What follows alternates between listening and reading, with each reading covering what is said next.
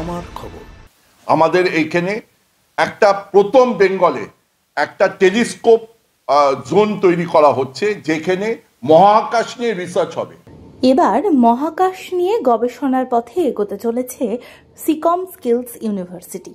বার্ষিক সমাবর্তন উপলক্ষে আয়োজিত সাংবাদিক সম্মেলনে বিশ্ববিদ্যালয়ের চেয়ারম্যান অনিশ চক্রবর্তী জানান, ক্যাম্পাসের মধ্যে তৈরি করা হয়েছে বিশেষ টেলিস্কোপ জোন। সেখান থেকেই আনুষ্ঠানিকভাবে শুরু হবে গবেষণার বিষয়টি।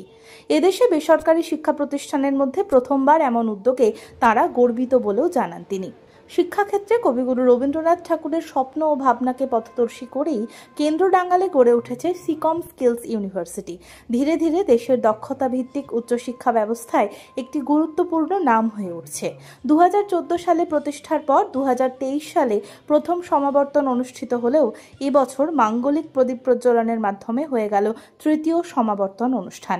এদিনের অনুষ্ঠানে উপস্থিত ছিলেন ভারত সরকারের শিক্ষা মন্ত্রকের eastern region board of practical training এর director doctor SM. Ijaz Ahmed, Sikkim skills ইউনিভার্সিটির চেয়ারম্যান অনিশ চক্রবর্তী, সিকম স্কিলস ইউনিভার্সিটির আচার্য সুমিতা চক্রবর্তী, বিশ্ববিদ্যালয়ের উপাচার্য অধ্যাপক doctor Prabir Mukhopadhyay, Chowman hospitality private লিমিটেডের ম্যানেজিং ডিরেক্টর দেবাদিত্য চৌধুরী প্রমুখ। বিশ্ববিদ্যালয়ের পক্ষ থেকে জানানো হয়, সিকম স্কিলস ইউনিভার্সিটি মেধা অনুসন্ধান ও দক্ষতার মূল্যায়নে দেশের মধ্যে উল্লেখযোগ্য স্থান দখল করেছে। ভবিষ্যৎ গবেষক তৈরির লক্ষ্যে মহাকাশ গবেষণার উদ্যোগ সেই যাত্রারই নতুন এক অধ্যায়। এদিন সমাবর্তনে 630 জন স্নাতক, 445 জন স্নাতকোত্তর এবং 47 জন পিএইচডি গবেষককে ডিগ্রি প্রদান করা হয়। আমরা খুব সহজভাবে আমরা কলকাতায় কিন্তু ইউনিভার্সিটি শুরু করতে পারতাম, যেহেতু আমরা 40 বছর ধরে এডুকেশন ট্রেডে আছি। ফার্স্ট মেরিন কলেজ আমাদেরই হাতে তৈরি 40 বছর আগে। কিন্তু আমাদের first chancellor, actual chairman Nilima Chakraborty madam, উনি বলেছিলেন আমরা শান্তিনিকেতন বোলপুরে 50 বছর আছি, আমাদের কিছু একটা অবদান রাখতে হবে, যেটার জন্যে আমাদের সামনের 500 বছর যেন উপকৃত হয়। এইখানে কাজ করতে হবে, রুরাল ব্যাকওয়ার্ড বেঙ্গলে কাজ করতে হবে বলে আমরা শান্তিনিকেতনে সবাই মিলে সবার সাহায্যে university, first skills university in India আর first private university in West Bengal, technically যেটার ক্যাবিনেট হয়েছিল, যেটা ন্যায্যভাবে ল হয়েছিল, যেটা ন্যায্যভাবে অ্যাক্ট হয়েছে, যেটার আরেকটা ইউনিভার্সিটি হয়েছিল তার অ্যাক্টে অনেক গলত আছে, ক্যাবিনেট হয়নি বলে এটাকেই রাজ্য সরকার ফার্স্ট প্রাইভেট ইউনিভার্সিটি বলে থাকে। এবার আমার কথা হলো, এই 14 বছর থেকে আমাদের ফার্স্ট কনভোকেশন শুরু হওয়ার কথা ছিল। আমরা ফার্স্ট আইআইইএসটির সাথে বিটেক আর ইন্টিগ্রেটেড এমটেক শুরু করেছিলাম।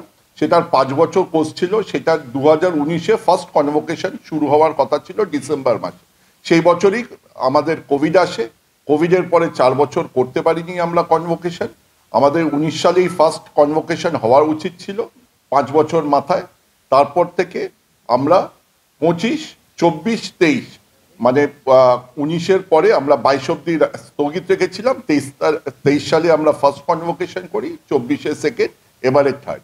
এই বিগত 12 বছর ধরে আপনাদের চোখের সামনে থেকে এখন বীরভূমে আপনারা দেখতে পাচ্ছেন একটা ম্যাজিক হচ্ছে।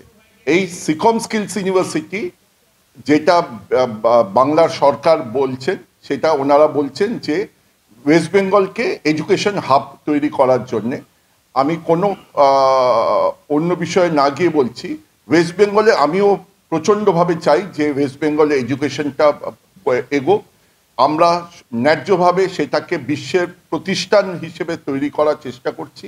শুধু সেইটা নয়, এইখানে এখন বেঙ্গলে যারা পড়ছে 10টা 11টা ইউনিভার্সিটিতে, বেঙ্গল থেকে এখন অনেকেই বাইরে যাচ্ছে না। ব্যাঙ্গালোর, বম্বে, দিল্লি, পুনে থাকা, পড়াশোনার খরচা প্রচণ্ড অসুবিধে, তাই জন্য বাংলার ছেলে বাংলাতেই থাকছে। আমার এখন যেটা উদ্দেশ্য আপনাদের দ্বারা, যেটা আমি চাইছি, সেটা হলো বাংলায় থাকো, শান্তিনিকেতনে পড়ো, এসএসইউতে পড়ো, কেন্দ্রডাঙ্গালে পড়ো, বোলপুরে পড়ো, বাংলায় পড়ো। এই বাংলায় পড়ো, কিন্তু কলকাতায় নয়। কলকাতা থেকে জেলায় যে শ্রেষ্ঠ আধুনিক গবেষণামূলক পঠন পাঠন হচ্ছে, পৃথিবীর শ্রেষ্ঠ মানুষরা আছে, যেটা কলকাতার কোনো ইউনিভার্সিটিতেও গভর্নমেন্ট, সরকারি বা বেসরকারি প্রতিষ্ঠানে পাবেন না।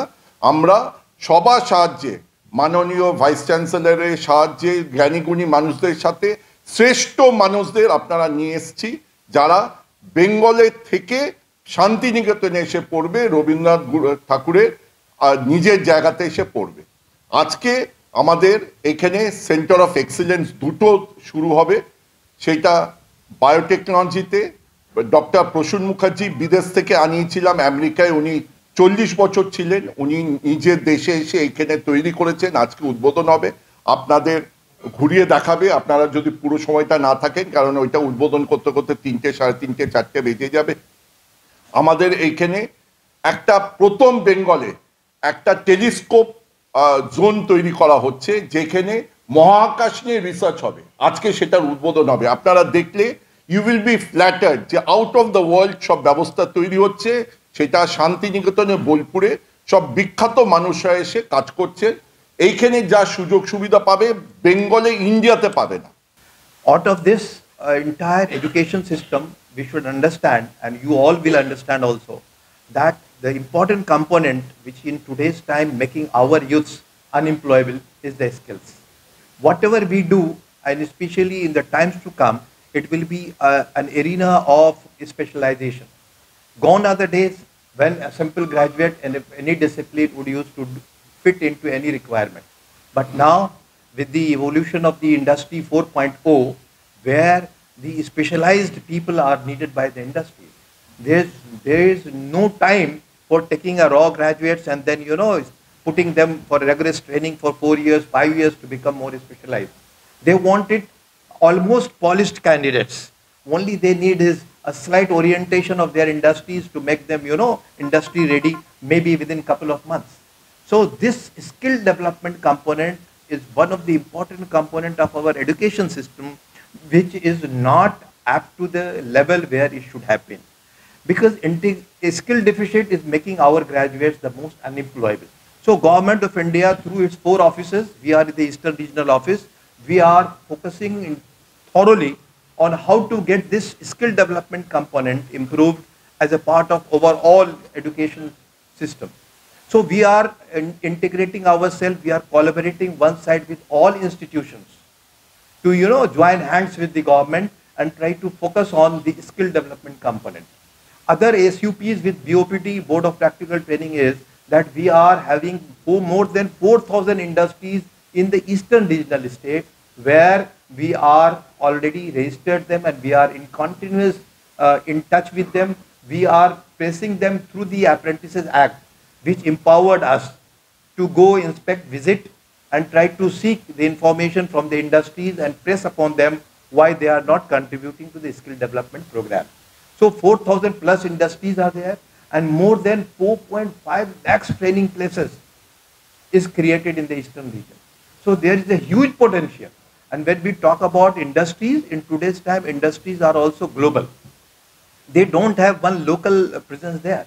So one industry is coming from Bangalore, they are taking the students of Eastern region, maybe from Bolpur, and that students have got an opportunity to go and shift and work in all different places of maybe the big companies like Infosys, Wipro, CTS, TCS.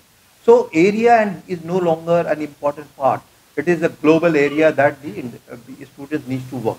So institutions are required to come forward and understand the need of skills within a present education system. So SECOM Skill University is the first one in the private sectors that they have shown us the interest to that extent. নতুন বছর চমৎকার, ভরতে এবার mega bumper. 50,000 টাকার কেনাকাটা করলে আপনারা ক্রেতা বন্ধুরা যারা কিনবেন একটা কুপন পাবেন। সেই কুপন কিন্তু আমাদের এই প্রতিষ্ঠানেই থাকবে, শোরুমেই থাকবে একটা ড্রপ বক্স। সেই কুপন ড্রপ বক্সে আপনারা ফেলে দেবেন। এরপর এই খেলা হবে আমাদের 11ই জানুয়ারি 2026। প্রথম পুরস্কার থাকছে ব্যালেনো সিগমা এবং সেকেন্ড প্রাইজ রয়েছে হিরো গ্ল্যামার এক্স এবং থার্ড প্রাইজে রয়েছে হিরো প্লেজার। এছাড়াও থাকছে আইফোন, মাইক্রোওভেন, ফ্রিজ। দেখতে চোখ রাখুন আমাদের ফেসবুক ও ইউটিউব চ্যানেলে।